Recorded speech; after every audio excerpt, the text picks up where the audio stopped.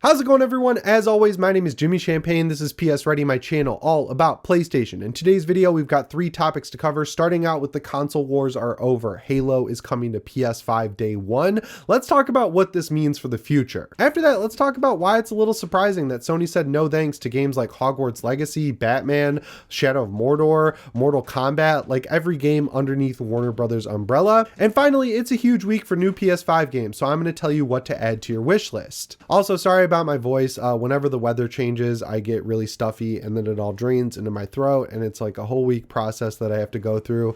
I had the craziest weekend ever. My drain pipe broke, so I had to replace that. Then I'm going to a concert Friday and I come down here and it's wet again, so then it turned out my water heater was shooting water out the side of it, so I fixed that. Then my power goes out. It's just been nuts around here, but I did get some time in to finish Dying Light the Following. I highly recommend it. It runs great on PS5, and the Following expansion was excellent. But let's jump into the first news story here, because the worst kept secret in gaming finally was revealed, and that's a full remake of Halo Combat Evolved. And honestly, it's not even a rumor, because when they changed the studio from 343 to Halo Studios, they showed a screenshot of Master Chief from Halo 1 built in Unreal Engine 5. So that was them kind of stealth announcing an Unreal Engine 5 remake of Halo Combat Evolved, and it's coming out in 2026, and it's coming to PS5 day 1.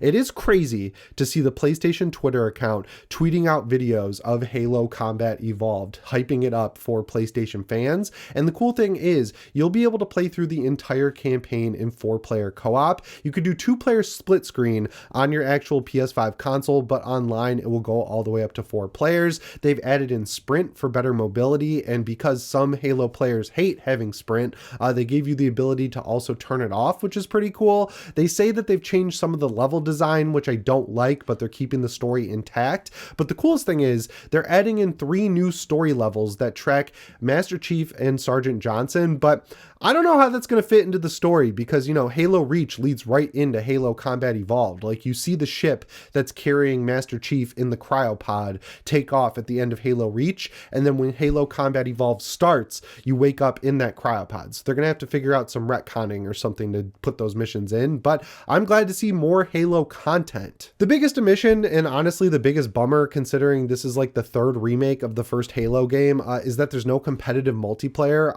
When I was a kid and we had an original Xbox, my cousin James, his name is also James Champagne, which is funny, his birthday was right before Christmas, so like my whole family would get together at his house, and some of my best memories are us playing 4-player Halo competitive multiplayer like in his basement. Like, it just had such great multiplayer, and I'd love to see that rebuilt in Unreal Engine 5 and come along with this, because you know they're probably going to charge full price for this remake, which is absolutely ridiculous. Like, I think at most this should be like 30 or 40 bucks, but because it's built from the ground up in Unreal Engine 5, as they always say, Microsoft's going to feel justified ripping out the multiplayer, which was like a huge win for the game, and charge full price for it, which, you know, I don't agree with, but what are you going to do? It's still awesome to have Halo Combat Evolved on the PlayStation 5. If I'm being real, I think it would have been smarter for them to just port over the Master Chief collection. I still go back to that from time to time. Like, I have friends who play that every weekend, and if all my other buddies are offline, I'll jump into whatever they're playing, and they play the community maps, they play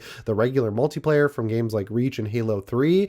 There's so much content in that like, if you want people to catch up on the Halo franchise who have only had PlayStations since the PlayStation 2 and Xbox generation, I feel like that would be a lot cheaper and easier to port over, instead of paying this studio to rebuild Halo 1 in Unreal 5. And they're being really tricky about it. They're saying that it's Halo Studios doing it, but I have it on pretty good authority that Virtuous is involved, which is the people who remade Oblivion and Metal Gear Solid Delta. And if you want to look at their track record on making these games in Unreal Engine 5, they have this like cool tech that lets them run an Unreal Engine 5 wrapper over the original game, but the side effect is they all run like absolute dog shit on every platform. Like, Oblivion is still not fixed. Metal Gear Solid Delta looks like they abandoned it because its performance is still terrible. So like, if we're talking about a first-person shooter from like 2001, I feel like it should be a pretty fair thing to ask to have that run at 60 FPS, but judging by the gameplay they released, it doesn't look like it's running all that well. There was stuttering, there was frame drops, so like, you know, hopefully they actually finish this game before releasing it. But if it is Virtuous, which again, I have it on pretty good authority that it is Virtuous making it,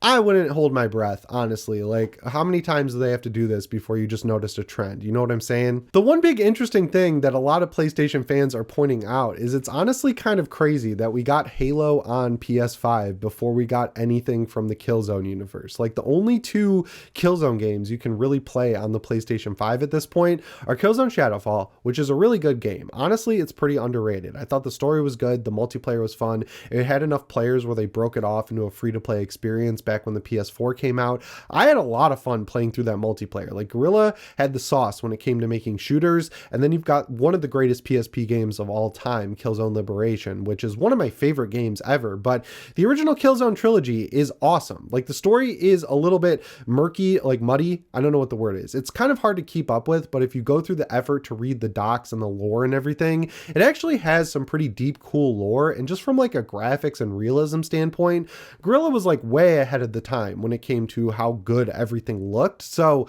yeah, I hope Sony kind of takes notice of how excited people are to play the original Halo on the PlayStation 5 and kind of goes back and remasters a couple of their own games. Like, what did you buy Bluepoint for? Because we're going to talk about that in a video later this week. Their God of War live service game had some screenshots leak. Like, I get that they feel like they can make their own original IP, but it's like you were bought to remaster games and you got two out, Shadow of the Colossus and Demon's Souls. I feel like that's what they should have Bluepoint doing, because as we can see, there's a huge market on PlayStation, on PC, and on Xbox for as long as it lasts for remakes of old good games. Like, remakes are selling better than new games this year. That's how badly people want remakes to come back. So I hope Sony learns from this, but it's cool that next year we're going to see Halo on the PlayStation 5. But moving right along into the second news story, I do have hope that Sony's kind of learning their lesson when it comes to just buying IP or trying to force out live service games, because Warner Brothers is up for sale. The whole company, it looks like they're going to merge with Paramount because the US government is getting involved on the movie side, but their video game division is up for sale as well. And like, in terms of quality, of course, they're hit or miss.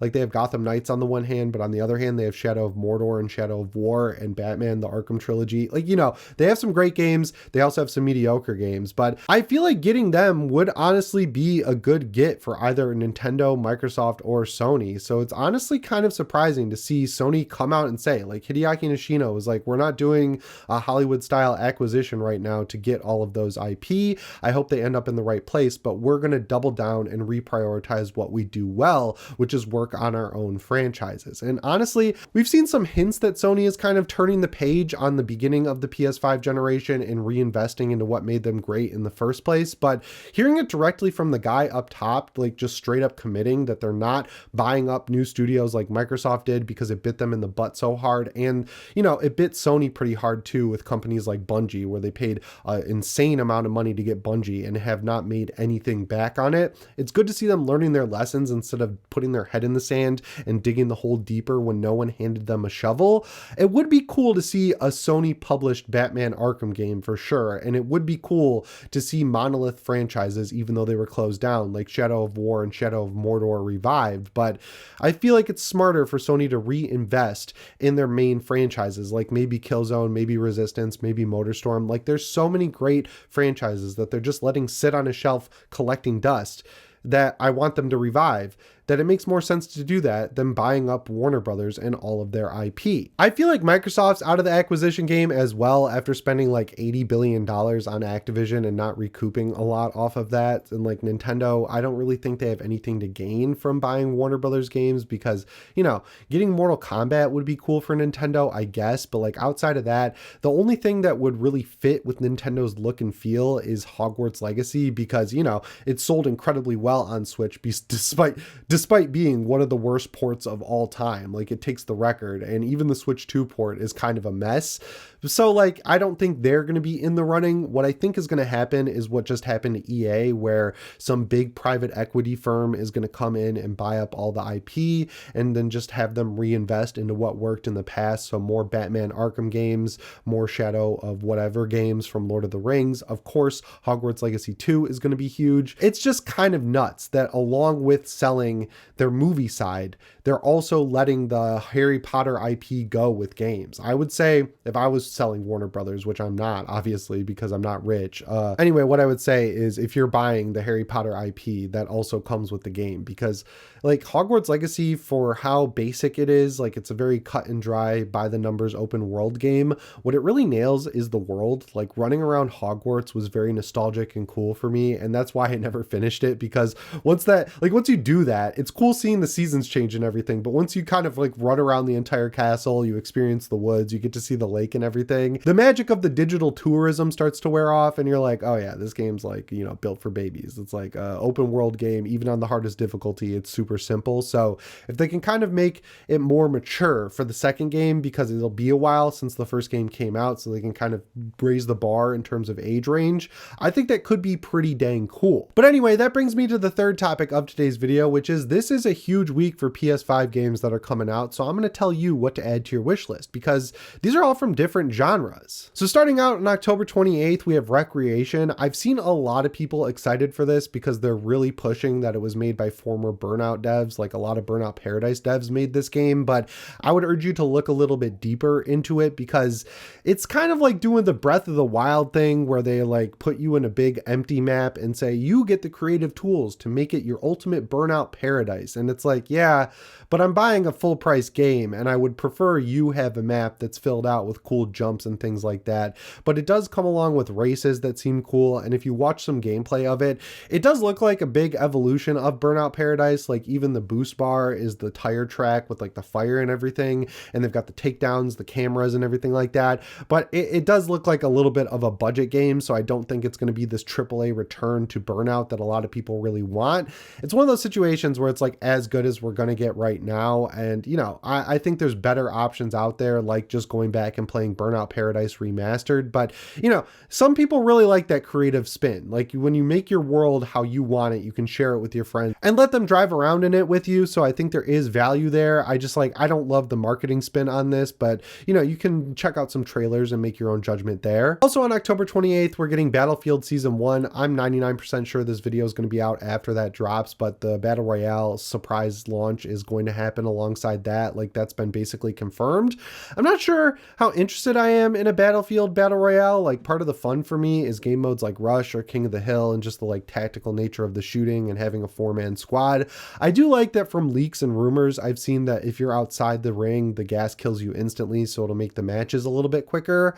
I hope it works out for them, because you know, if it doesn't, that's just wasted development time that could have gone into other maps. But Season 1 comes along with a battle pass, and from the trailer, it looks like they're keeping their promise in terms of not having goofy skins. Like I saw one blue camo skin come out, like a screenshot of it that looks like it's from Battlefield 2042, and I'd prefer them not go that far, but if that's as far as they push it, I think it's okay for right now.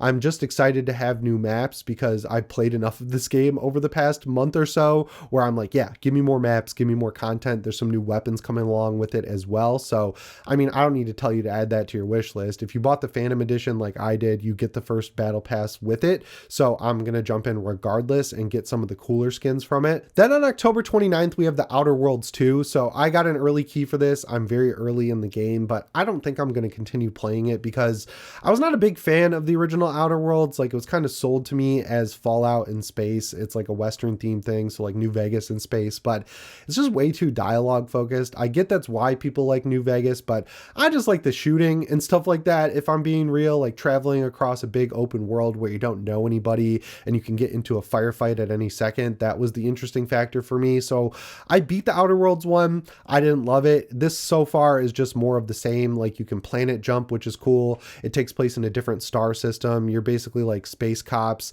There's a crazy big intro that's really cinematic, and for an Unreal Engine 5 game, it runs decent. Unfortunately, it runs the worst on PS5. Like it runs worse on PS5 than PC, which never happens with Unreal Engine 5, and it runs best on Series X. PS5 Pro also has some issues, so I would not buy this game day one unless you're like the biggest Outer Worlds fan ever. It does look like this one's a little bit more New Vegas inspired, and thankfully is a lot better than Avowed. But one of my favorite critics out there is G-Man Lives, and he was like, it's one of the games of all time. Like it's just more of the same but bigger. So if you're really into the Outer Worlds, I think this is going to be for you. But if you were expecting it to be better than the first game and more like deep and feel more like Fallout, I think you're going to be disappointed. So maybe give it some time time, especially considering it needs some performance patches. The biggest game for me this week though is Arc Raiders. This one's coming from Embark, the developers of the finals. They're a bunch of ex-Battlefield devs, and this game, if you haven't played the Server Slam or anything like that, is a mix between the Division style combat and a game like Escape from Tarkov. So they have 4 maps at launch. Apparently there might be a secret 5th map. I heard that on my friend Jake's podcast, Friends Per Second. But basically you go in, you loot, you fight robots, you escape. It's awesome. It plays super well. I didn't play the Server Slam, but I played the alpha and I put like 15 hours into it. And they said you're just scratching the surface with the content available there. It runs well on PS5 despite being an Unreal Engine 5 game. Like, it runs well on the Steam Deck as well. And honestly, the finals is another really well programmed game. So it just goes to show that it's a developer problem when it comes to Unreal Engine 5 optimization. But I think this game's going to be huge. The biggest selling point for me is that it's $40 and not free to play. I'm sure they're going to have battle passes and stuff like that, but you know, them selling it for 40 bucks gives them the ability to kind of scale back on the microtransaction stuff. But Embark is owned by Nexon, I want to say, or one of those other big Chinese conglomerates. So just keep an eye on what they do with microtransactions with it once it post launches and everything like that. But I think this game is going to be huge because the Server Slam did massive numbers. And, you know, it's probably good that Marathon got delayed, because if these came out head to head, I think Arc Raiders would win easily. So, you know, maybe the people at Bungie can learn from what Arc Raiders is doing right and put that into Marathon and make it a better game. And then finally, I'm grabbing this game on Steam Deck, but I'm really excited for it. Dragon Quest 1 and 2 HD 2D Remastered is coming out on the same day as Arc Raiders. This is from Square Enix, which is why it has the worst titling structure ever made. It's an HD 2D remake of the first 2 Dragon Quest games. I think it's like 50 bucks, but you're getting 2 games with it. Maybe wait for a sale on it because you'll probably be playing Battlefield 6 or Arc Raiders. So like in terms of multiplayer, huge week. When it comes to single player, there's some good, there's some bad, but that's before you buy. Anyway, guys, that's all I've got for you in today's video. As always, my name is Jimmy Champagne. I'll see you in the next one. Thanks for watching and shape on.